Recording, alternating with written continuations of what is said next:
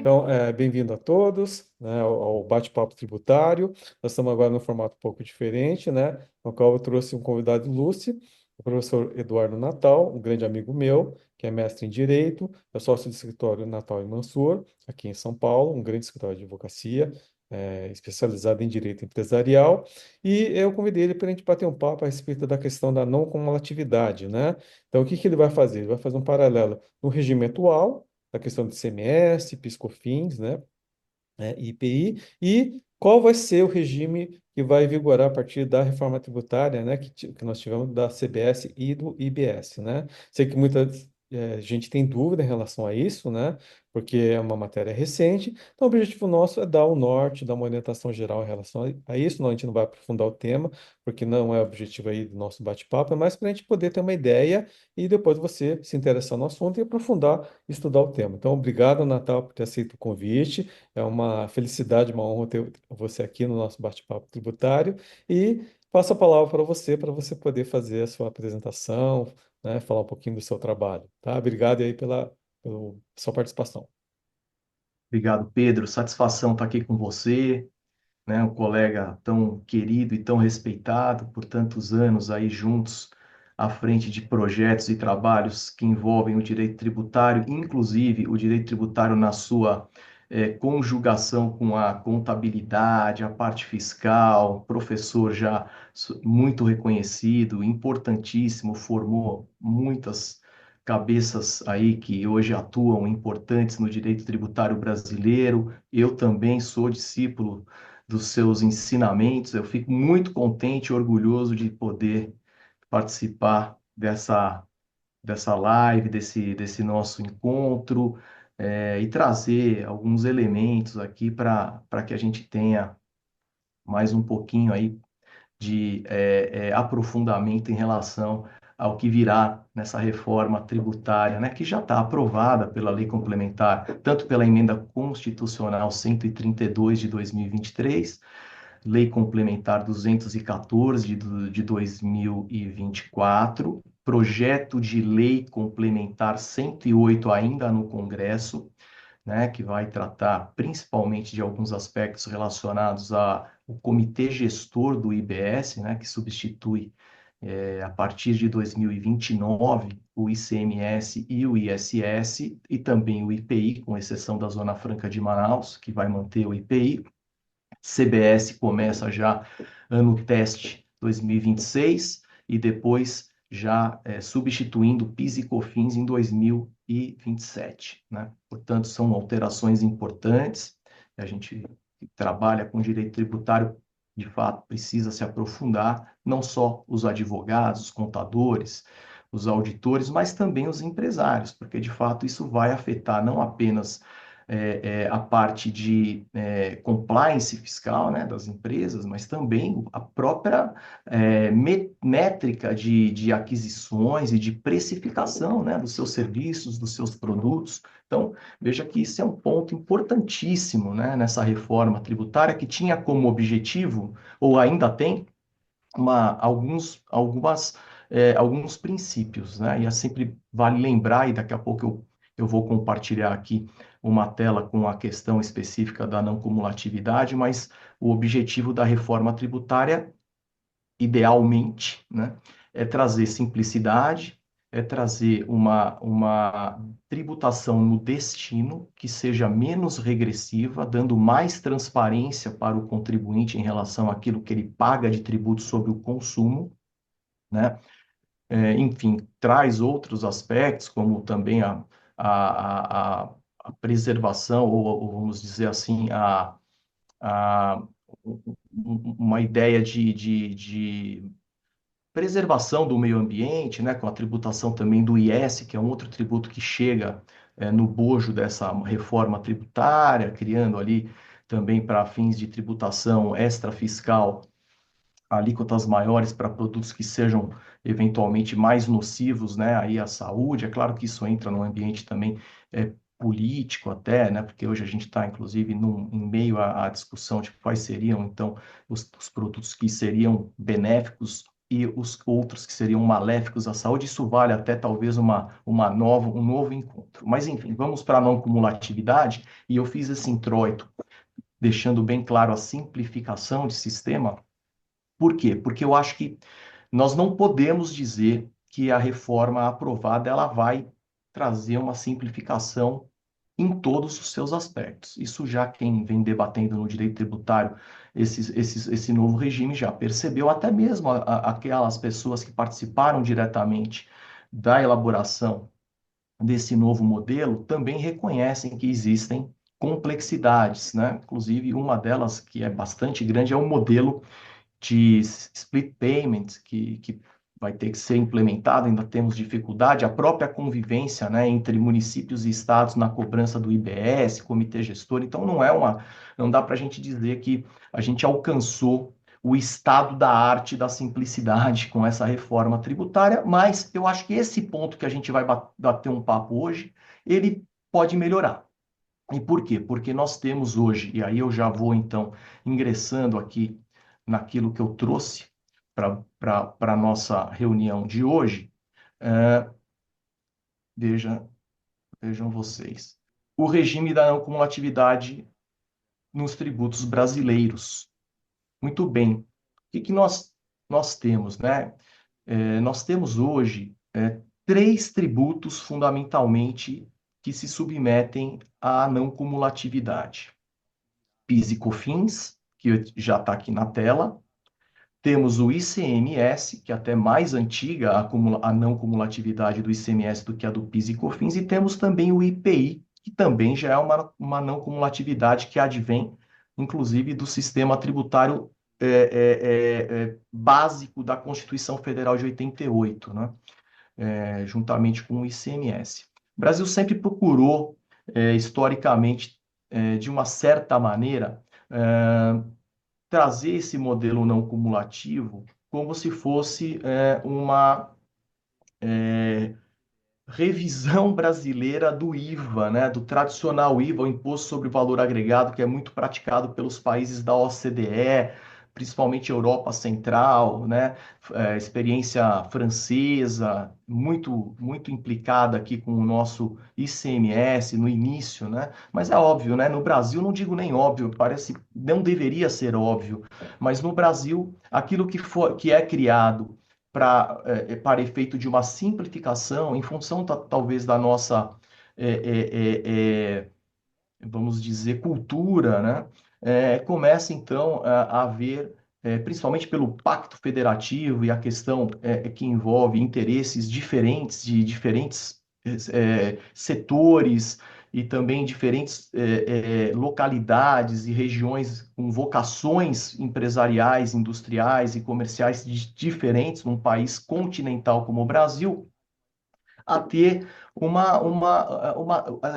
a legislação brasileira ela é muito alterada desde a Constituição até na legislação infraconstitucional e inclusive também com relação à regulamentação dessas leis. E a não cumulatividade sofreu muito e sofre muito com isso, criou de fato um ambiente extremamente complexo e litigioso.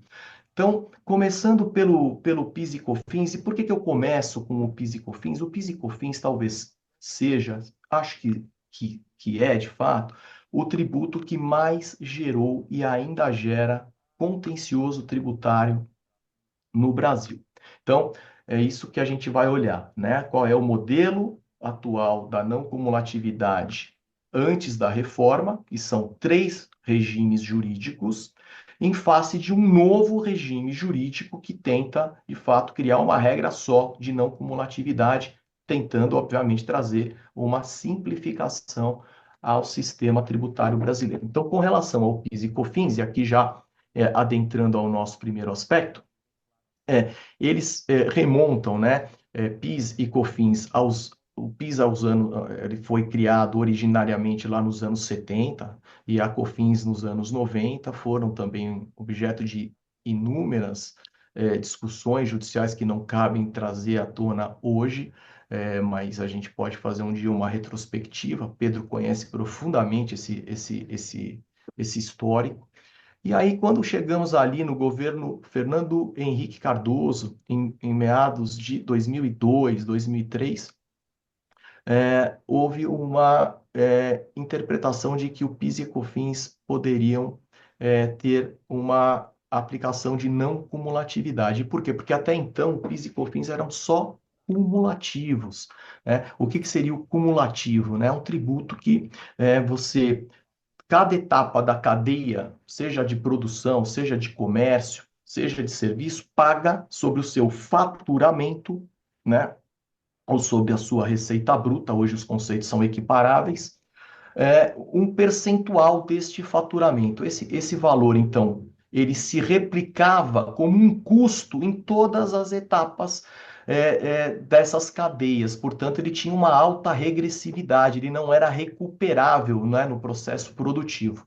Então, com esta ideia inicial, o PIS e COFINS, lá em meados dos anos 2002, 2003, sofreu uma alteração importante na legislação para trazer para algumas empresas e para algumas circunstâncias, né, principalmente para as empresas que estavam submetidas e ainda estão submetidas ao lucro real, o regime da não cumulatividade. Esse regime de não cumulatividade, a gente, em termos gerais, considera que ele é um regime que adota a metodologia base sobre base, né? É um método em que considera a seguinte circunstância: se eu tive a incidência destes tributos na etapa anterior da cadeia, eu tenho o direito, se eu estiver submetido à não cumulatividade, a me creditar da aquisição de insumos, da aquisição de outros bens, como aí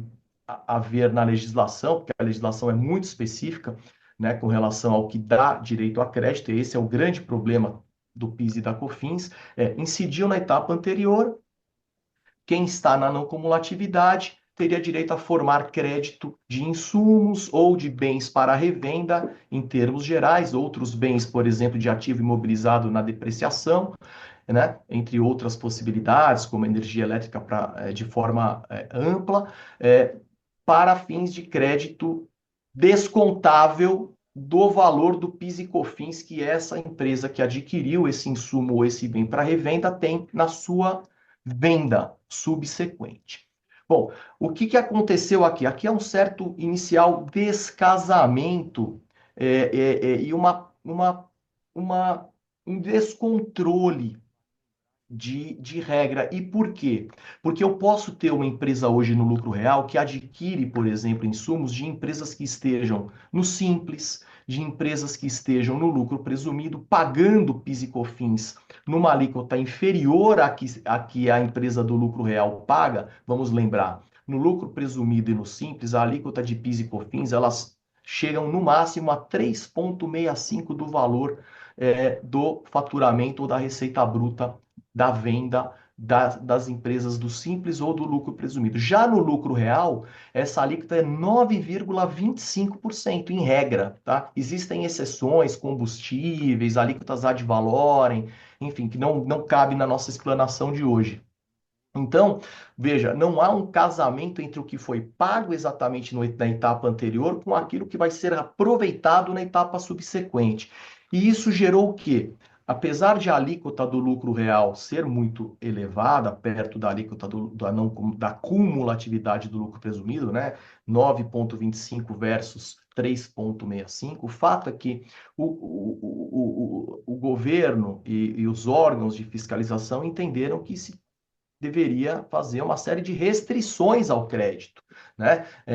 E aí nós criamos um modelo em que a legislação a legislação de regulação dos insumos e também de outros itens do PIS e COFINS e também a regulamentação por instruções normativas começou a trazer uma série de restrições, restrições essas que geraram um contencioso, como eu já comentei, muito grande até hoje, né? Hoje nós temos, por exemplo, no Conselho Administrativo de Recursos Fiscais, turmas especializadas só em julgar PIS e COFINS, e volumosamente. Né? Por quê? Porque existem zonas cinzentas, existem dúvidas, a legislação ela tem inúmeras alterações. Então, existem regimes específicos, como, por exemplo, regime monofásico, substituição tributária, alíquotas ad valorem.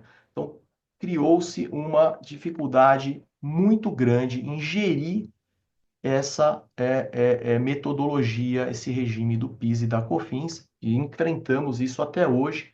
E um ponto aqui importante para fechar essa primeira etapa do PIS e da COFINS, né, da extrema litigiosidade, a gente tem o julgamento, né, emblemático do STJ em meados de 2017 ou 2018, se não me engano, o RESP 1.221.170 do Paraná, ministra Regina Helena Costa, que declarou ilegais as instruções normativas da Receita Federal que restringiam créditos nas aquisições de insumos, né, para fins de utilização na etapa subsequente do PIS e da COFINS. Enfim, nós temos aqui no PIS e COFINS hoje essa modalidade, é um dos regimes. Então, eu vou passar para o segundo ponto, né? Então, aqui é uma visão da dificuldade enfrentada hoje, né? Tanto pelo legislador, que criou também essa dificuldade, pelo intérprete, que somos nós, e pelo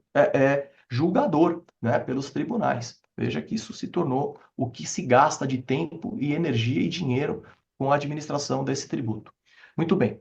Aqui nós vamos passar para o ICMS. O ICMS ele é um tributo também não cumulativo, mas ele foi inspirado, né, no IVA. Ele já é mais antigo do que o PIS e COFINS não cumulativo. Ele já veio disposto, né, até ele já existia antes da Constituição Federal de 88 e depois veio disposto, então, no 155, né, artigo, parágrafo 2º, inciso 1 da Constituição de 88, e ele tem ali uma métrica de crédito financeiro, veja, diferente da do PIS e da COFINS, que seria um modelo de crédito etapa, quer dizer, incidiu na etapa anterior, tem o direito de crédito independentemente do valor que foi pago na etapa anterior, isso para PIS e COFINS, eu tenho o direito de crédito, quando a legislação assim me permite, na etapa subsequente. Já o ICMS, ele faz parte do preço, ele forma, né, ele compõe o preço. Então, o que que ele leva em consideração? Que é o imposto pago na operação anterior me gera crédito na proporção do que foi pago na etapa anterior para a etapa subsequente. O fato é que isso na prática não é exatamente o que acontece em todos os casos.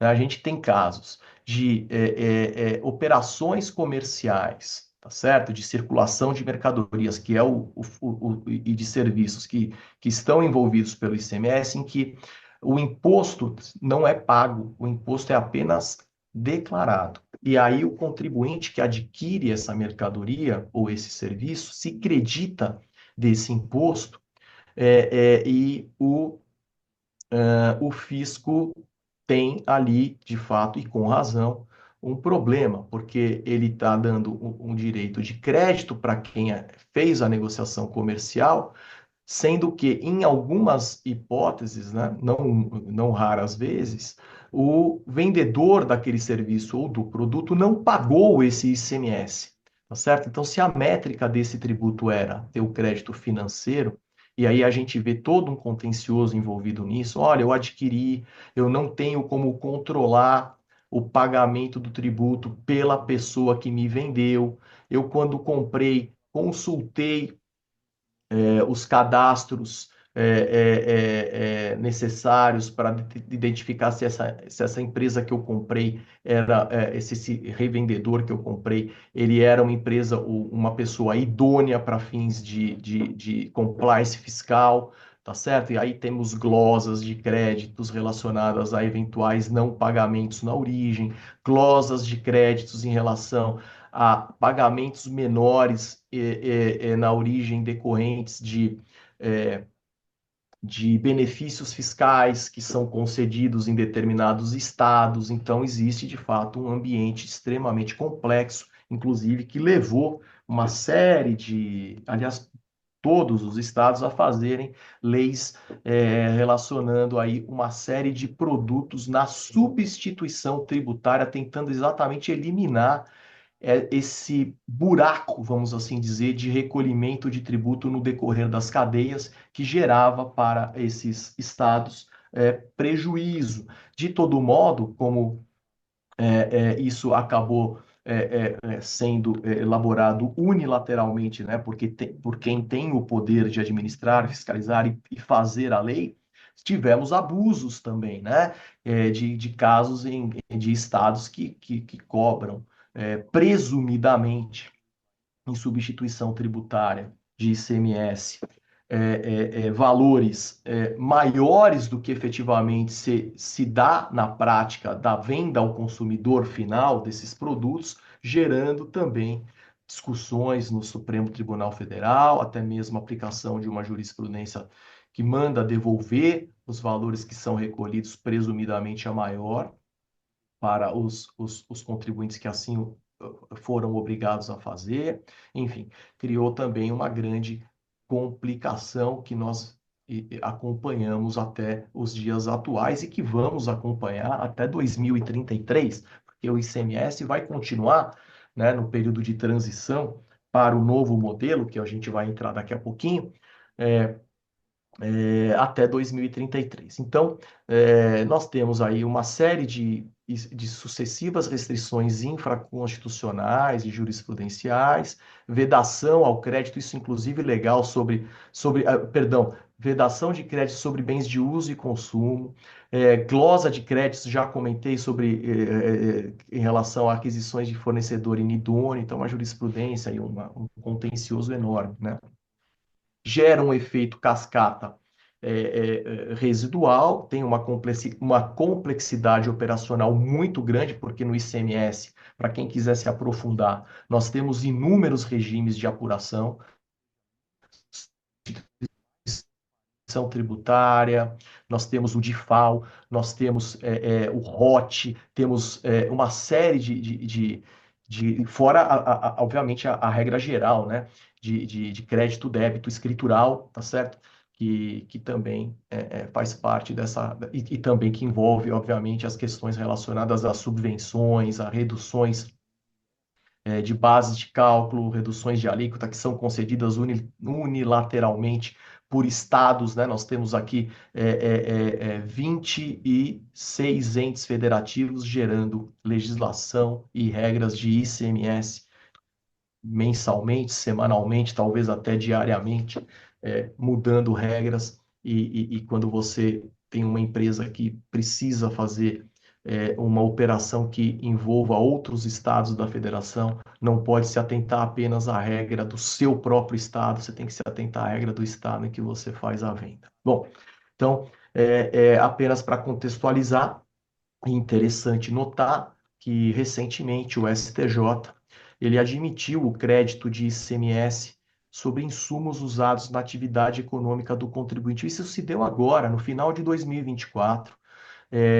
uma decisão da segunda sessão da primeira turma do STJ, e foi muito interessante, porque é uma novidade, né? Nós não tínhamos aí no ICMS esse direito garantido, né? Claramente pelas legislações estaduais e também pela jurisprudência. Aqui temos esse ótimo precedente, mas já adianto, esse precedente ele já está sendo contestado pelos estados para restringir esse crédito e certamente veremos entre final desse ano e começo do ano que vem e vocês vão ouvir falar bastante desse precedente dos insumos usados na atividade econômica do contribuinte para fins de ICMS ser levado para a primeira sessão em julgamento de embargos de divergência e há quem diga que há a possibilidade, inclusive, desse tema ser levado para o Supremo Tribunal Federal. Então, veja, depois de 88, né, para hoje, nós temos quase 40 anos de Constituição Federal, né, Pedro? Sim. Nós temos aqui uma decisão inusitada, com 40, quase 40 anos depois que a Constituição colocou o artigo 155, né, no seu corpo, lá na promulgação. E aí, depois de 38, 39 anos, nós temos ainda questões sendo discutidas daquela norma originária. Né? Isso sem contar todas as outras alterações que tivemos. Então, veja a dificuldade cultural que nós temos, e por isso o cuidado que a gente tem que ter com o novo modelo IBS-CBS, de verificar como que a gente vai lidar com esse novo modelo. Bom, por fim, aqui em relação à questão da tributação não cumulativa atual, nós temos o IPI. O IPI é uma não cumulatividade também prevista originariamente na Constituição de 88, e ela segue um outro regime jurídico, que é o crédito físico. Então, olha só, nós temos um regime jurídico para cada uma das três não cumulatividades no Brasil, né? Então, agora nós temos aqui o crédito físico, que não se compara à não cumulatividade do PIS/COFINS, já observado, e não se compara à não cumulatividade, não se compara, até se compara, não se equipara, né, à não cumulatividade do ICMS. Por quê? Porque o IPI ele dá o direito de se fazer o crédito nas aquisições de IPI quando você tem o IPI na entrada e na saída, né? Ele é um insumo na sua operação, então normalmente uma indústria que faz ali um processo de modificação da natureza dos bens, né? Uma fábrica que fabrica, enfim, uma tecelagem, uma fábrica que faz papel, é sempre um exemplo muito dado, né, no direito tributário, né, desde o replantio da árvore ou o plantio da árvore e até a fabricação do papel. Veja, num ambiente industrial extremamente complexo e que demanda uma série de reposições de máquinas, equipamentos, peças para a produção, o IPI ele só considera, em regra, o crédito para aqueles insumos que se aderem ou que são aderidos fisicamente ao produto final. Então, aqui só existe a possibilidade de crédito para fins de IPI, que é também não cumulativo, quando você tem um item que adere. Então, veja, uma serra elétrica numa fábrica de papel, acho defensável. Por quê? Porque por mais que ela não fique no produto, ela faz parte do processo produtivo e ela se desgasta na elaboração do produto final. Mas veja que pode ser uma zona cinzenta, pode ser que há quem defenda que não. Olha, não seria porque, na verdade, ela não vai para o produto final que é entregue pela indústria para o comércio, né? Mas, enfim, existe toda uma discussão a respeito do que seria essa adesão ao produto final. Então, você tem lá, por exemplo, vamos pegar aqui um exemplo agora, né? Essa caixinha de óculos, né? Então, essa caixinha de óculos, não estou nem considerando o óculos, vamos considerar o óculos, acho mais fácil esses óculos, né? Esses óculos têm aqui provavelmente resina, tem um vidro, temos aqui um metal, né? Que é o parafuso. Tudo isso aqui, sem dúvida, são insumos que no processo produtivo geram crédito para IPI. Porém, outras peças, imagine a máquina, né? Aqui se for um acetato, uma máquina, um acetato provavelmente é feita numa máquina injetora. A máquina injetora que tem ali um desgaste de partes e peças não dão direito de crédito para o IPI, em princípio, né? Porque ela não adere ao produto final óculos. Então, nós temos esse regime do IPI. Esse regime do IPI também já foi objeto de muita discussão, mas vamos voltar aqui para os nossos bullet points. Então, é uma não cumulatividade limitada por legislação infraconstitucional, crédito físico. Exemplos de limitações: saídas com isenção não geram crédito, vedação a itens que não aderem fisicamente, eu já comentei. Uma técnica de difícil execução e de alta judicialização. É bem complexo mesmo o IPI, inclusive para geração de crédito, quando ele se acumula. Né? Ele tem todo um histórico, um regime jurídico muito específico.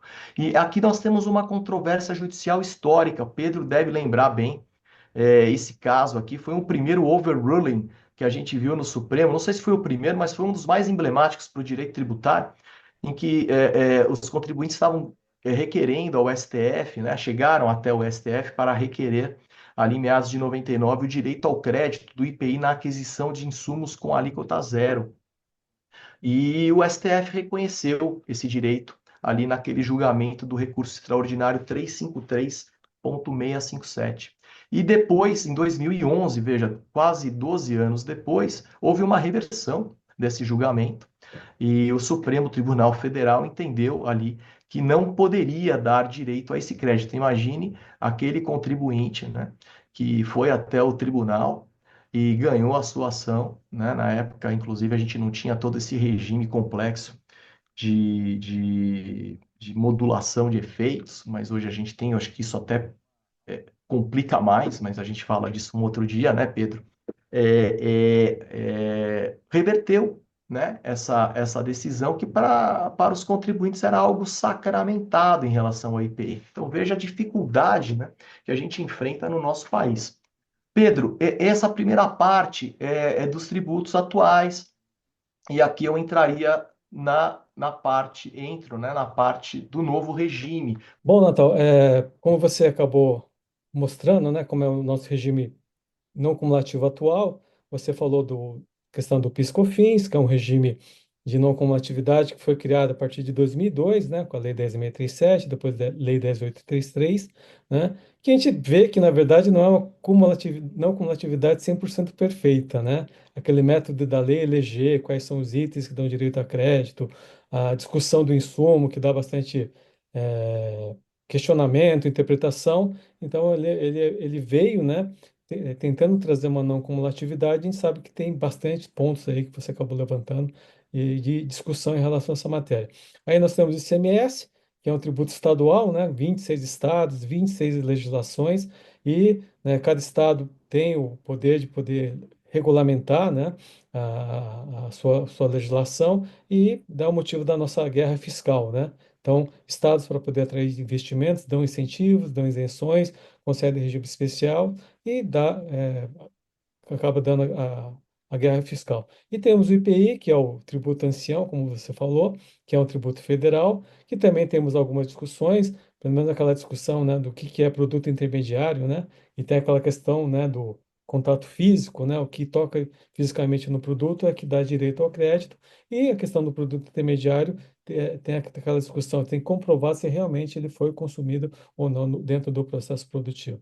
Então, esse é o regime tributário atual hoje, da não cumulatividade, que dá bastante contencioso, consultoria, para nós advogados é bastante interessante, porque tem bastante trabalho, né? E agora a gente vai partir para o regime novo, né? Que vem com a reforma tributária, vem com a emenda à Constituição e com a Lei Complementar 214.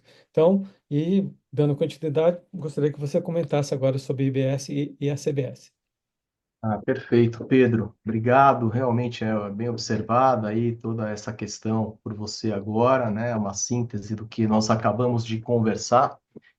E, sem dúvida, né? Esse modelo híbrido de não cumulatividade que nós temos hoje, ele de fato talvez tenha sido, se não o principal, mas um dos principais aspectos de dessa emergência, né? De necessidade de se criar um novo modelo de não cumulatividade que pudesse, enfim, ter um único critério, não sei se vai ser um só, mas ter um critério menos complexo do que os atuais, considerando, como a gente já observou, PIS e COFINS, regime base sobre base, ICMS, regime de crédito financeiro, IPI, regime de crédito físico, né?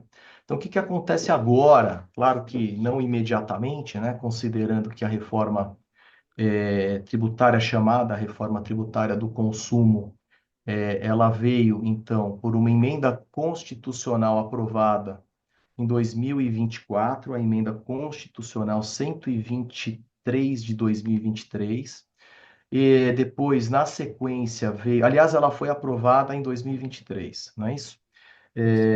Depois, em 2020, não, em 2024, perdão. Depois veio a aprovação da lei complementar agora em 2025, da Lei Complementar 214 de 2025, advém de um projeto de lei complementar de 2024, já aprovada, e temos ainda um outro projeto de lei complementar, o 108 de 2024, que ainda está em tramitação no Congresso, exatamente para tratar de outros aspectos importantes da implementação do IBS e da CBS, sendo certo que a não cumulatividade, em específico, que é o tema nosso de hoje, ela já está regulada por lei complementar, é óbvio, sem dúvida alguma será também objeto de regulamentação por instrução normativa, por normas infralegais, quando entrar em vigor, mas em especial os artigos 27 a 56 da Lei Complementar 214 de 25, que fixam as regras da não cumulatividade do IBS e da CBS, e isso já é possível observar no corpo da legislação, que é o que nós vamos agora fazer alguns comentários, né? E aí, dentro dessa perspectiva, essa reforma tributária, ela se pauta não apenas pela complexidade, né, que havia ou que ainda existe no sistema atual, sistema esse que vai conviver com o novo sistema até 2033. Por quê? Porque a CBS, que é a Contribuição sobre Bens e Serviços, de competência da União Federal, ela deve permanecer sendo, ela passa a ser efetivamente cobrada em 2027. Em 2026 nós vamos ter um ano teste. Esse ano teste será, pelo que a gente sabe, agora, atualíssima essa questão. Não será cobrada mais nenhuma alíquota teste, será só exigida uma obrigação acessória que ainda não está pronta, vai ser a ideia é que ela fique pronta ainda esse ano para que as empresas, né, as pessoas que possam, que devam se submeter ao CBS e ao IBS, começar a fazer, então, as declarações, né, até para ter uma medida do quanto isso vai gerar de ingresso de recursos para os entes tributantes. Então, CBS, ano teste 26, junto com o IBS, um teste ainda não cobrado. 27, CBS passa a ser cobrada em substituição a PIS e COFINS, então aquela não cumulatividade de PIS e COFINS sairia, entraria a nova modalidade, sendo possível manter os créditos acumulados, né, tanto os escriturais como os créditos em pedidos de compensação e restituição, para se compensarem, neste caso, pelo que eu sei, também vão ser passíveis de compensação com o CBS. Então, a alíquota padrão da CBS, modal, tirando as exceções do sistema, deve girar em torno de 10%. Né? Se a gente considerar que a alíquota geral vai ser modal, geral, IBS, CBS, entre 26,5% a 28%, a gente deve ter aí 10%, que é mais ou menos o que a gente tem hoje para o lucro real em termos de PIS e COFINS, que é a alíquota de 9,5%, também como regra geral, né? Nesse espaço que nós temos aqui, até para não cansar o nosso ouvinte, nós não vamos entrar hoje nos aspectos específicos, porque existem outras alíquotas, né? Tanto na reforma, como também no sistema atual. Em 2029, ISS e ICMS começam a sair de cena gradualmente entre 2029 até 2033, ingressando o IBS. O IBS é um chamado irmão gêmeo da CBS. Esse é um tributo também que vai ter a mesma métrica, pelo menos o mesmo regime jurídico, né, da não cumulatividade da CBS, que eu vou já entrar em alguns instantes. E aí nós teríamos lá em 2033 um sistema de tributação totalmente renovado com essa nova não cumulatividade única que se espera não, não seja alterada, né? Porque nós temos essa característica aqui no Brasil de fazermos muitas alterações legislativas que, ao invés de melhorar o sistema, tornam ele mais complexo, que é o que a gente já explicou nos outros tributos. Então, nós temos aí como um princípio importante para essa não cumulatividade, ela busca, né, fundamento bastante no IVA, no Imposto sobre Valor Agregado, dos países da OCDE. Podemos dar exemplo aí de principalmente Canadá, teve muita gente do CECIF, lá da FGV, que participou desse projeto, que usou bastante o modelo canadense, não é igual ao nosso, mas é uma inspiração. Tem também o modelo europeu central, né, dos países do centro europeu, França, tem esse modelo de tributação, não é igual, né, o nosso vai ser, de fato, como tudo aqui, tropicalizado, né, mas, de uma certa forma, ele busca, então, fazer frente a alguns princípios que seriam, né, neutralidade, compensação ampla, respeito à capacidade contributiva e também à legalidade. E por que isso? Primeiro, porque nós temos esses regimes híbridos. Então, o que ocorre em termos de afetação à neutralidade fiscal, é que a tributação extremamente complexa, ela dá muita margem para planejamento tributário, né? Local onde você se instala, tem estados que você tem um ICMS maior, outros menor, atividades que você define dentro da sua operação, que dão que tem tributação maior, tributação menor, lucro real, lucro presumido, segmentação de operações,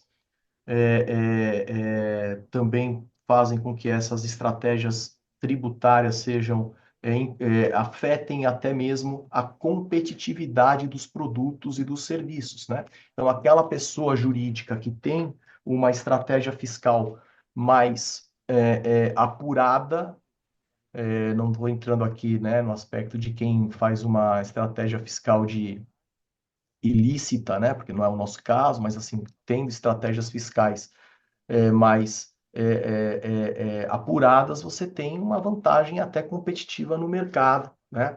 E, portanto, a ideia que nós temos hoje, já vem sendo construída essa ideia, né, pela doutrina, né? Não toda ela, mas a doutrina atual de direito tributário, não só brasileira, mas internacional, o princípio da neutralidade fiscal, quer dizer, o tributo não deve ser um fator para esses, segundo essa doutrina, não deve ser um fator decisivo de competitividade no mercado, né? A ideia é que o mercado tenha uma tributação neutra.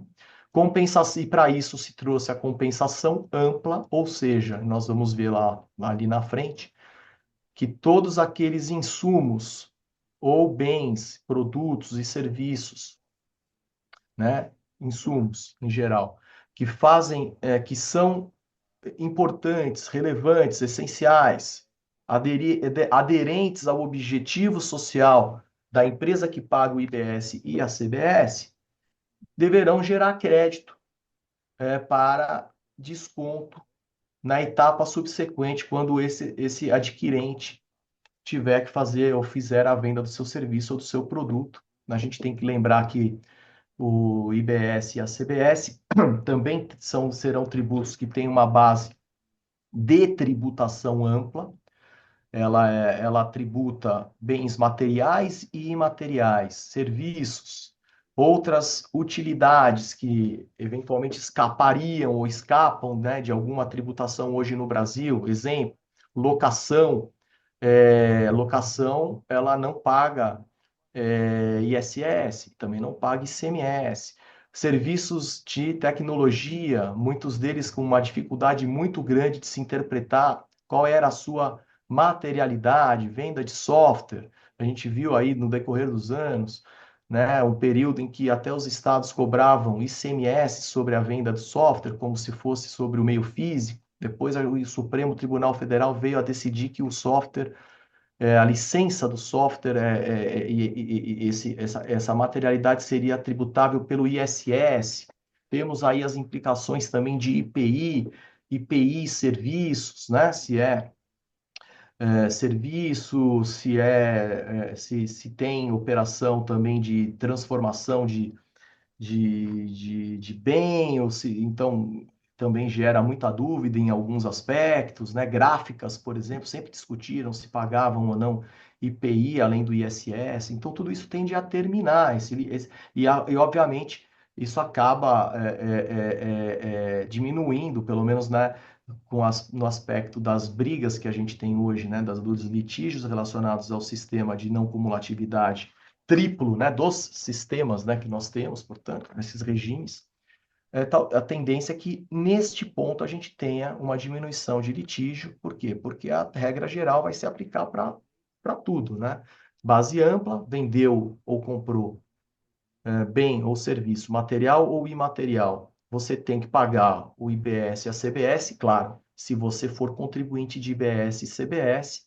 A gente tem que lembrar que no Brasil, 80%, algo em torno de 80% das empresas, elas se submetem ao regime do Simples Nacional, que é um regime simplificado, e elas vão poder optar por ingressar ou não no sistema do IBS e da CBS, gerando mais ou menos créditos para quem compra dela e que esteja no sistema IBS-CBS. Por isso será uma questão também que nós vamos avaliar quando esse sistema entrar efetivamente em vigor, tá certo? Porque se uma empresa do Simples pagar uma alíquota menor do que a de 26%, e vai pagar, porque as alíquotas do Simples são menores, né, efetivamente menores do que os 26,5% ou 28%, ela também não vai gerar esse crédito para quem adquire dela. Então, imagine que você tem uma empresa, uma pequena empresa, uma empresa de pequeno porte, que faça um negócio com um grande magazine que é submetido ao IBS e CBS, e ela vende esse produto para esse magazine. Se ela ficar no Simples e eventualmente pagar uma alíquota de 8%, ela não vai gerar 26,5% de crédito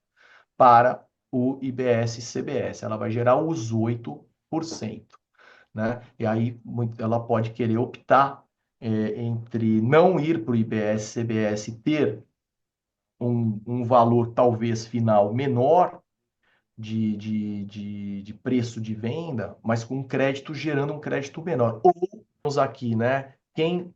Aquele contribuinte que pretender, né, que esteja no Simples Nacional hoje e que por uma questão de mercado se veja impelido, né, a entrar no sistema do IBS e da CBS para gerar mais crédito, né, ele acaba podendo optar. E aí um exemplo disso é uma empresa de pequeno porte que, que pode, enfim, ficar no Simples Nacional gerando um crédito menor, ou ir para o IBS, ingressar no sistema do IBS. CBS será uma opção, gerando maior crédito e, eventualmente, na formação de preço, né, no valor final e geração de crédito, seja até mais interessante no mercado, né, na cadeia mercantil dela, vender para um grande magazine com IBS e CBS.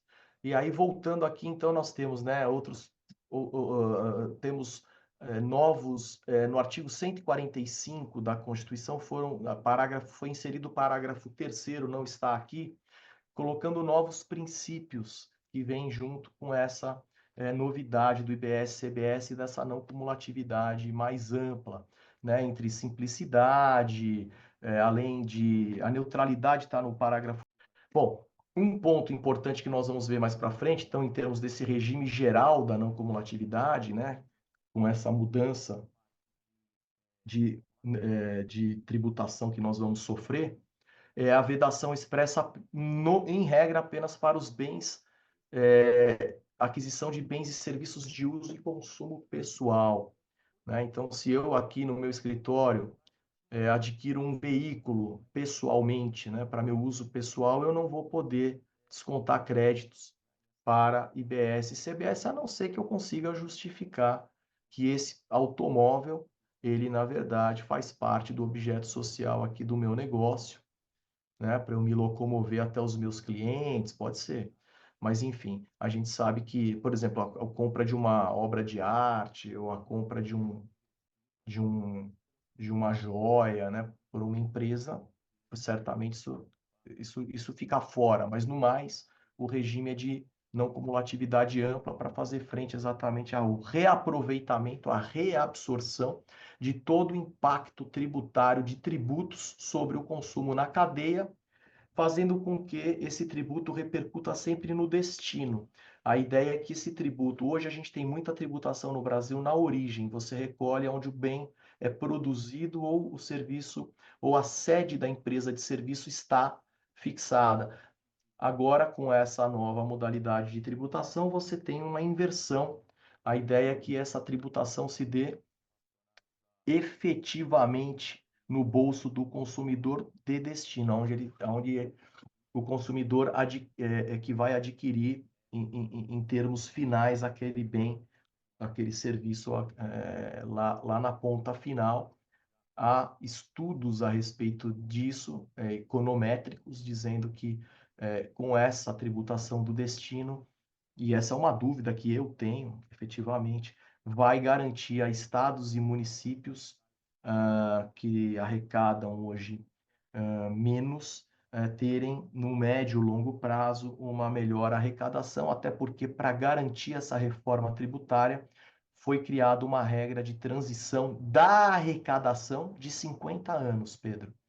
Existe um Isso. fundo, inclusive, que vai reequilibrar os envios de valores para os estados e para os municípios. Isso tudo está sendo desenhado, né? Já tem algumas métricas principais em até 50 anos. Na minha opinião, um período muito longo num mundo tão dinâmico como o nosso, mas é o que a gente tem.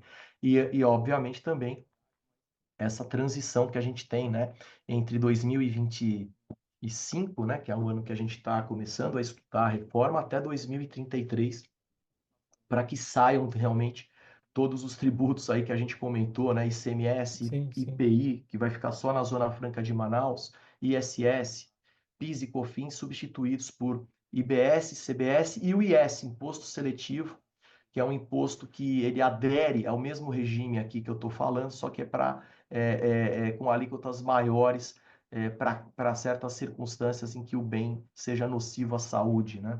Então, esse é o novo modelo. E há uma justificativa para isso, para 2033, que eu achei até plausível, mas por quê? Porque a gente tem benefícios fiscais setoriais e regionais de ICMS vigentes até 2033. Então, para que esse direito adquirido das empresas não se perdesse, a reforma teve que chegar nessa transição até 2033, em que pese, na minha opinião, ser um período muito longo, que vai dar margem para discussões, rediscussões, e quem sabe no Brasil, eu não estou torcendo para isso, a reforma da reforma, né? Porque em 10 anos pode ser que aconteça, né? Sim, Eu sim. espero que não, espero que a gente não tenha essa situação. Bom, passando aqui então, aqui é a legislação, para quem tiver interesse em olhar a Constituição Federal, aqui estão as bases constitucionais de texto para essa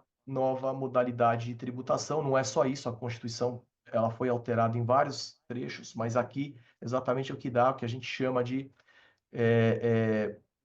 base semântica, né? Base suporte físico, né? Para aqueles que gostam de Paulo de Barros, para a interpretação das novas regras matrizes de incidência da CBS e do IBS. O caso do IBS é o 156A da Constituição, e o caso da IBS, né, o 156A, e a CBS, o 195. Eu não vou me estender muito, porque aqui é só realmente suporte físico. Quem tiver interesse pode buscar isso na Constituição e literatura aí a respeito do tema. Bom, aí no regime da não cumulatividade, vamos seguindo aqui. Bom, então aqui, na sequência do que a gente vem observando, eu trouxe aqui um quadro sistematizando IBS e CBS, a não cumulatividade do IBS e da CBS. Então, eu acho importante para que as pessoas comecem a tomar um pouquinho de atenção em relação a alguns aspectos, tá certo? Isso, obviamente, não supera o estudo, a leitura e o estudo da legislação, né? Então, nós temos ali artigos 27 até 56, né, da 214 de 2025, e nós temos aqui segregação de caixa entre IBS e CBS. E por quê? Porque IBS será gerido pelo comitê gestor, que representa municípios e estados no seu próprio caixa, e CBS, União Federal. São caixas diferentes. Isso, quando foi feita a reforma tributária, era um ponto muito sensível, né? A questão do pacto federativo, a confiança de estados e municípios em ter os valores dos seus tributos arrecadados pela União, coisa que hoje não existe. Portanto, foi mantida aí essa segregação. Então, são caixas distintas. Quando você fizer o pagamento, talvez você nem perceba isso, mas o fato é que você vai ter alíquotas específicas para a CBS, para o IBS, sendo que no IBS, inclusive, com uma margem para estados e municípios até aumentarem ou diminuírem suas alíquotas, tá? Isso é um ponto que foi aprovado, então você vê que ainda vai ter um pouquinho de margem para a guerra fiscal, tá? Porque o IBS vai poder ter alíquotas diferentes de acordo com o ente federativo, se ele quiser, por lei própria, fazer essa mudança.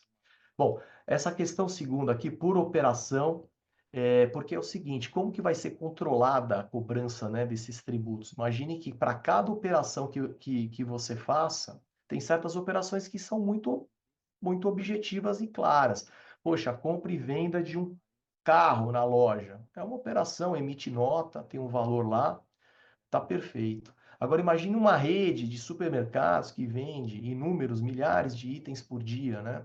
Ou uma empresa de tecnologia que faz operações que envolvem questões financeiras em questão de milésimos de segundo. Então, de uma certa forma, o quadro que está se apontando é que vai ter uma apuração mensal, mas que o sistema que está sendo criado ele vai conseguir capturar quando ele estiver dentro de um sistema de apuração bancário, porque existem, obviamente, compras e vendas que ficam ainda, né, fora, né, compra e venda com dinheiro, esses não entram no sistema, mas não é que não entram na tributação, né, serão tributados, mas não entram aí você tem que ter até o livro de apuração do IBS e da CBS, que vai ser provavelmente um livro eletrônico, e você vai ter que imputar esses dados que não estão no sistema.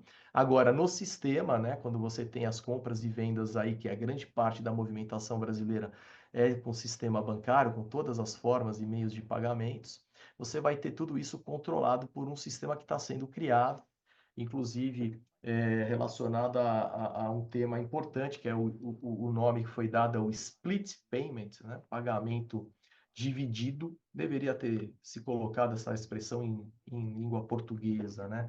Porque quando você tiver uma operação dessa, você tem o pagamento dividido, né? Você tem o preço do bem ou do serviço e destacadamente dele, diferente do que acontece hoje, em que muitos tributos brasileiros fazem parte do próprio preço, compõe a própria base, aqui não vai ser composta a base com o próprio tributo CBS e IBS, eles serão sempre destacados, de forma que eles fiquem claros para quem conta qual é a carga de tributação que ela está sofrendo naquela operação, e isso está sendo trabalhado, ainda não está pronto no split payment. Aí você teria, né? Você pode ter nessas movimentações acúmulos de créditos. E esses acúmulos de créditos, eles podem gerar uma necessidade de compensação. Porque se eu tive um split payment, uma captura, né, na fonte, na hora que eu recebi, já o sistema captura o meu tributo, pode ser que ele capture mais do que eu deveria pagar. Por quê? Porque eu tive uma outra operação que eu já paguei um tributo ou paguei o tributo a maior e eu tenho um saldo credor perante o ente arrecadador. Então, ele vai poder ter o direito à compensação. Essa compensação, ela tem uma regrinha, ela vai privilegiar primeiro o pagamento para o próprio período de apuração, se tiver mais saldo devedor. Depois ela vai gerar no PIS e COFINS, né? Para quem trabalha com PIS e COFINS, né, Pedro? Sim. Não sei se é bastante comum a gente ter esse tipo de situação. Bom, imunidade e isenção acarretam a anulação dos créditos, então, nas cadeias de imunes e isentas, quem for vender com isenção ou com imunidade, na cadeia, a ideia é que não se tenha a tributação do IBS e CBS por toda a cadeia, evitando-se um crédito financeiro, né? Porque aí você não teria débito na saída. A alíquota zero não, a alíquota zero foi uma exceção, manutenção dos créditos das operações anteriores, mas vedação nas operações subsequentes. Então, é uma regra que está ali exposta. E tem algumas condições. Essas condições para geração do crédito na não cumulatividade, né? Então, para eu ter o direito de usufruir dos créditos nas minhas aquisições, primeiro, eu tenho que ter adquirido o bem ou o serviço, material ou imaterial, mediante um documento idôneo. Isso elimina uma situação muito comum no ICMS, principalmente, de aquisições que são feitas de notas frias, né? Ou de empresas que não emitem nota e você tem meia nota, então não vai ter crédito cheio. Você vai ter crédito desde que exista uma nota dentro de um sistema de nota fiscal único que está sendo, né, implementado no Brasil, né? Não vai ter mais, acho que, nota para ISS, nota, né, nota fiscal que padrão padrões diferentes, vai ter um padrão só. Mediante comprovação de pagamento na etapa anterior. Esse é um outro ponto também que foi muito debatido e que as fazendas públicas queriam, né? Porque você tem também muitos casos em que não há o recolhimento do tributo na venda. E aí, quem adquire o bem e tem direito a crédito, ele pode tomar o crédito hoje, independentemente do pagamento, né? PIS e COFINS acontece isso com muita frequência, ICMS acontece também. ICMS tem até casos em que as fazendas públicas, né, elas glosam o crédito, dizendo, não houve pagamento na origem, então você não tem direito ao crédito. Aí tem todo um contencioso para mostrar que quando você comprou, independentemente de o seu fornecedor não ter pago, você supunha que ele estava pagando, que você não tinha condição de saber que ele era um inadimplente. Agora não vai mais poder. Então você vai ter um contribuinte fiscalizando o outro, né? Para exatamente ter o direito a esse crédito, porque isso tudo vai estar dentro de um sistema e, portanto, fundamentalmente, um controle muito maior de arrecadação. Bom, não aplicável para uso e consumo, como a gente já comentou. Também vedada, compensação cruzada, já comentamos. Créditos escriturais não corrigem. Esse é um ponto que eu acho sempre, né, os fiscos conseguem aprovar regras de não correção, mas eu acho que se o fisco der margem culposamente, né, para não devolver um tributo, um crédito que é de direito da empresa, eu acho que a empresa vai poder discutir isso judicialmente, falando, não, olha, eu quero que se aplique uma correção, né, nesse meu crédito, né? Enfim, extinção em 5 anos, essa é uma outra regra também que a Receita Federal tem tentado emplacar aqui no PIS e COFINS. Se você tem crédito acumulado por 5 anos e não utiliza ou não monetiza esse crédito via compensação ou ressarcimento, você perde. Acho também discutível. Penso que não deveria submeter, mas vai estar legalizado, né? Vai ser difícil aí superar esse ponto, porque, né, a gente sabe que os tribunais vão acabar seguindo o regime legal. E aí nós temos também a questão do pagamento indevido. Quando eu pago indevidamente, eu tenho o direito de ressarcir. Porém, eu vou ter que me submeter ao artigo 166 do Código Tributário, que diz o seguinte: quando eu faço pagamento de tributo indireto, eu tenho que comprovar que eu não repassei o custo do tributo para o meu consumidor ou para quem comprou de mim. Então, esse vai ser um desafio, né? Porque se você pagou a mais e colocou na nota, você não vai conseguir restituir, a não ser que você tenha expressa autorização de quem comprou, tá bom?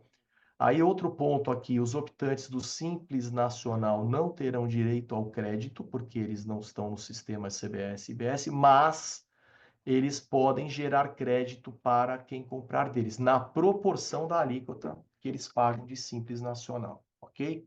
Então, essa é uma sistemática, né? Tentei sistematizar aqui os principais aspectos, para que seja uma introdução para quem gosta do tema. Vou passar para mais um quadro, as restrições, né, de uso e consumo, que eu já comentei, não vou me estender muito, né? Bens de uso e consumo pessoal, há uma vedação.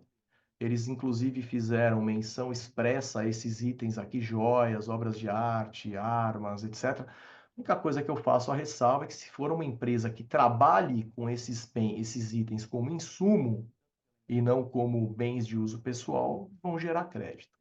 Outros itens aqui, um outro item interessante são insumos autorizados que são objeto hoje de muita discussão. E aí acabaria a discussão em relação a esses gastos. Educação e seguro, alimentação e bebidas, disponibilização de veículos e imóveis, equipamentos e serviços, claro, desde que estejam relacionados ao objeto social da empresa, assistência à saúde no estabelecimento e creche no estabelecimento, né? Então, isso também a legislação trouxe. E, por fim, Pedro, e aí eu depois abro para você comentar, eu fiz aqui uma cadeia básica daquilo que se idealmente criou, daquilo que se pretendia fazer. Não é exatamente isso que nós vamos ter na prática, porque foram, no decorrer da proposta de tramitação da emenda constitucional e das leis complementares, nós tivemos aí uma série de regrinhas específicas para determinados setores, né? Agronegócio, incorporação imobiliária, combustíveis, né? Que tem natureza e tem margens muito específicas. Então, houve, de fato, até um lobby mesmo de certos setores, e alguns conseguiram reduzir alíquotas, outros conseguiram criar regimes especiais. O Brasil é um país multivocacionado, né? Então também não dá para a gente dizer que está errado isso, porque, né, a gente sabe que uma coisa é prestar um serviço, uma tecnologia e pouca mão de obra. Outra coisa é prestar um serviço com muita mão de obra e, e menos tecnologia. Outra coisa é produzir um bem, industrializar um bem. Outra coisa é um imóvel ser construído, tem toda uma peculiaridade. Setor de óleo e gás, mineradora, agronegócio, né? Imagina, entre o ciclo, entre a preparação do solo, plantio, colheita, quer dizer, são tempos diferentes.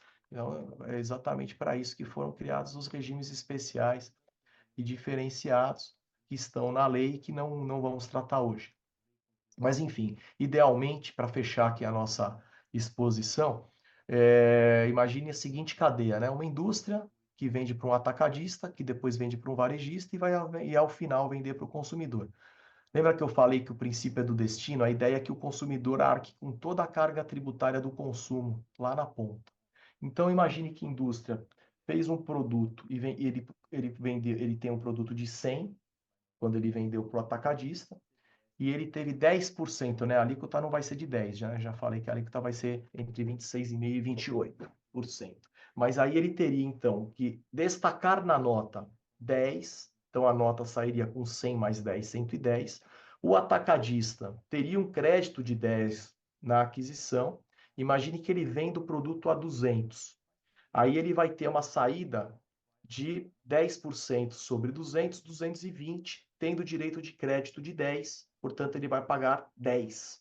Quando ele vende para o varejo, imagine que venda ao final por 300, o varejo teve um encargo tributário de 20 destacado em nota, ele se credita desses 20, e ao vender por 300 e 30, porque ele tem 10% sobre 300, que seria o valor de 330 com IBS e CBS, ele paga 10, né, mais o crédito dele de 20, portanto, o custo final dele seria 330. Quando ele vende para o consumidor final a 330, o consumidor final está comprando um produto de 300, mas, na verdade, além dos 300, ele está pagando 30 de imposto IBS, CBS 330. Então, essa é um ponto, a gente faz aqui alguma ressalva, né? A proposta em termos gerais, ela não é, ela não vai exatamente na contramão, ela está escrito aqui, até coloquei aqui, vai na contramão das justificativas da reforma, que propunham apenas sobre o valor agregado por fora, mas é que o que a gente vai ter aqui é em algumas circunstâncias, um resíduo tributário, tá? Esse resíduo tributário, ele vai existir porque nós temos outros tributos que incidem sobre todas as operações, né?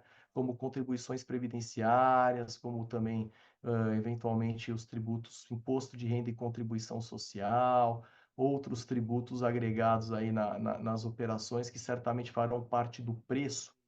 E no caso específico aqui do IBS na prática e da CBS na prática, também os regimes especiais. Enfim, Pedro, eram essas as considerações para essa segunda etapa aqui do nosso debate. Queria te ouvir um pouquinho, Ah, a respeito do que a gente conversou. não, Eduardo, agradeço aí. Parabéns pela sua apresentação, bem didática, bem objetiva e mostrando aí para o nosso ouvinte, né, para o nosso telespectador, essa mudança, né, que está vindo, né? Então, assim, uma coisa que a gente tem que pensar e avaliar, né? Reforma tributária. Eu vi muita gente chorando, né, Nata? Você lembra, né? Tem gente batendo palma, olha, tem orgulho, né? E que conseguiu aprovar. Foi um ponto positivo? Foi. Só que, pergunta que eu faço, né? Para o consumidor final, que você aqui mostra bem nesse seu exemplo, será que isso vai ter redução de preço? Será que isso vai ter redução de carga tributária? Ou simplesmente a gente está substituindo 5 tributos, como você colocou, né? PIS/COFINS, ICMS, IPI e ISS por 2 tributos, só que a carga tributária é a mesma, né? E pelo que eu estou vendo, parece que não vai mudar nada, né? 26, 27% de carga tributária acaba ficando quase a mesma coisa que a gente tem hoje. E se é uma reforma, qual que é o objetivo, né? Seria a redução de carga, né? Eu acho. E o consumidor final, que somos nós, né? É, que gostaríamos que isso fosse refletido no bolso para a gente poder ter um poder maior de consumo, poder consumir mais, poder gastar mais e pagar menos tributos, né? E tem aquela questão toda, né, que a gente sempre discute, né, Eduardo? A questão da reforma econômica, né? Esse dinheiro vai para onde, né?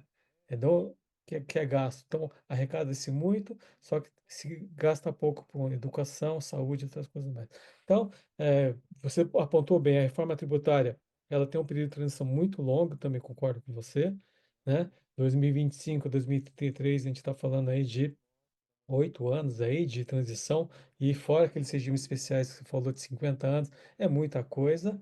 E aí muda governo, pode ser que eles queiram mudar alguma coisa, possa vir a reforma da reforma, a gente não sabe, né? Então tudo isso eu acho que são pontos que a gente tem que parar e refletir. Eu acho que para nós advogados, né, é um tem bastante oportunidade, né? Porque tem muita coisa para estudar, tem muita coisa ainda que precisa ser regulamentado, muita coisa precisa ser implementada, né, em termos operacionais, né?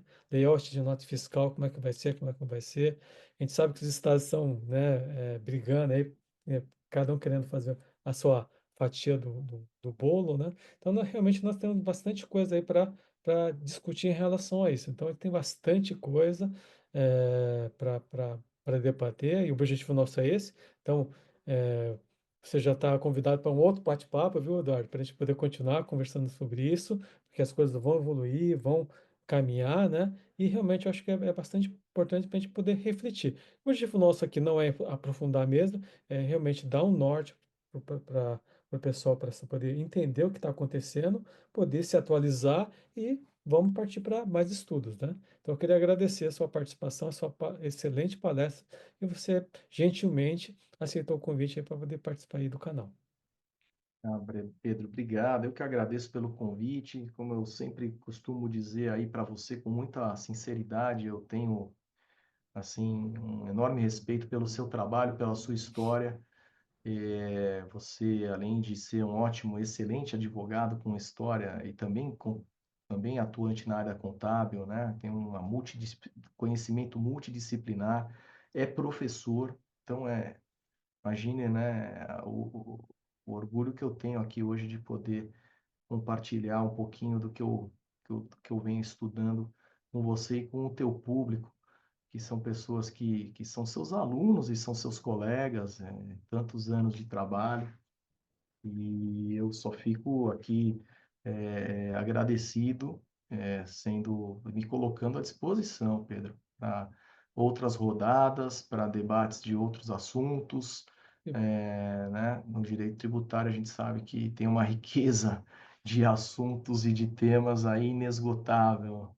E certamente esse aqui é um que nos próximos anos nós vamos ter que voltar algumas vezes para Sim, debater, sim. né?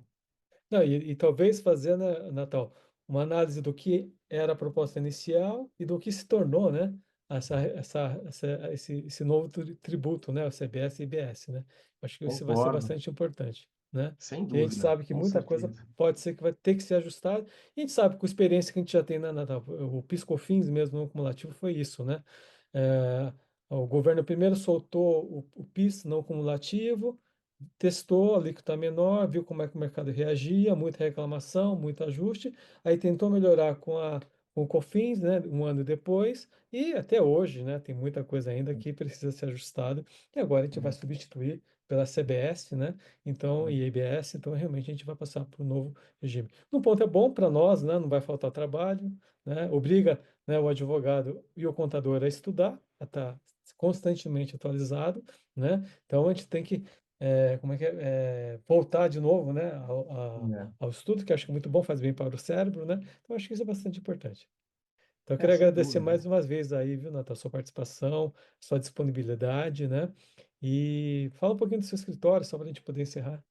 Ah, tá ótimo, obrigado, Pedro, mais uma vez. Bom, eu atuo com direito tributário, né, há 30 anos, desde 1995, e eu tenho um escritório aqui em São Paulo, que é um escritório empresarial, não sou só eu que atuo, né, uma equipe de quase 70 advogados e advogadas, e que tem aí uma atuação bastante ampla, né? Natal e Mansur Advogados, na área tributária, societária, civil, trabalhista, e regulatório, imobiliário, enfim, tem uma gama grande aí de, de tarefas, né? De pautas de atuação e, enfim, estamos aqui à disposição para debater, para conversar a respeito, né, da nossa profissão. A gente sabe que é uma profissão que demanda muito estudo, muita Sim, dedicação, né? Quantas pessoas a gente já conheceu nessa nossa trajetória, né? E de uma certa forma hoje já também com essa intenção de disseminar o conhecimento, sim, trocar sim, ideias com os colegas, né? Para que a gente possa ter, enfim, um ambiente crítico, e profundo cada vez mais, né? De sim, debate, sim, sim, né? Então, isso é sempre muito bom, né? Eu acho que é isso, né? E, isso. obviamente, aqui com um público tão seleto como o seu, tenho certeza que as pessoas vão se animar a estudar a reforma tributária porque Sim, ela é sim. necessária. Sim. E o nosso perfil, né, Natal, que eu gosto, né, que a gente é muito parecido, a gente sempre trabalha com seriedade, com ética, não vende milagre, não fica Exatamente. vendendo mentiras, falsidades para o pessoal. E o objetivo nosso realmente é divulgar conhecimento para que as pessoas realmente, aqueles que não têm condições, né, de poder fazer um mestrado, fazer uma boa pós-graduação, poder ter acesso à informação e poder se estimular a poder continuar estudando e se tornar um excelente profissional. Então, esse é o Com objetivo nosso certeza aí. vão se tornar. E por isso convidei você para participar desse bate-papo Tá aqui com a bom. gente, né? E talvez a gente possa fazer um futuro sobre transação, né? Sei que você na ABAT é responsável, né, Vamos. pela questão de Vamos sim. transação. Podíamos até Vamos convidar alguém da fazer. procuradoria junto, fazer um bate-papo em três, né? De repente, acho que Olha, a gente consegue, eu consigo, tá? Trazer, acho que é um tema legal, bacana, importante, que traz, assim, uma possibilidade até para aquele advogado, advogada, até mesmo para aquele contabilista, porque pode também participar desses processos administrativos aí de transação, com uma pauta de trabalho muito boa, viu? Sim, Eu acho que a gente pode fazer sim.